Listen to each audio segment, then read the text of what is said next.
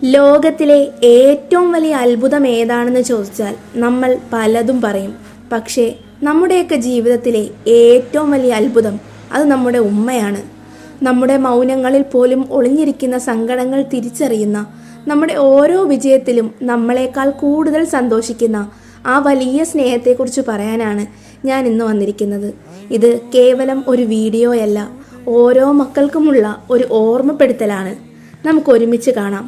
നമ്മൾ എത്ര വലിയവരായാലും എത്ര സമ്പാദിച്ചാലും ഉമ്മയുടെ മുന്നിൽ ഇന്നും നമ്മൾ ആ പഴയ ചെറിയ കുട്ടിയാണ്.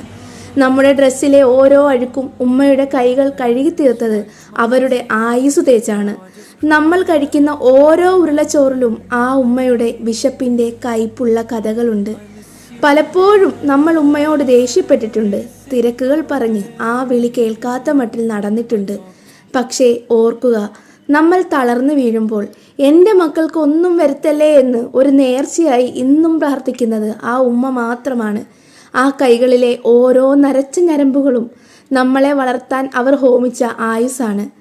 ഒരിക്കൽ ആ വിളി കേൾക്കാൻ നമ്മൾ കൊതിക്കുന്നൊരു കാലം വരും. വിളിച്ചാൽ മറുപടി കിട്ടാത്ത ദൂരത്തേക്ക്, ആ തണുത്ത മണ്ണിലേക്ക് ഉമ്മ യാത്രയാകും.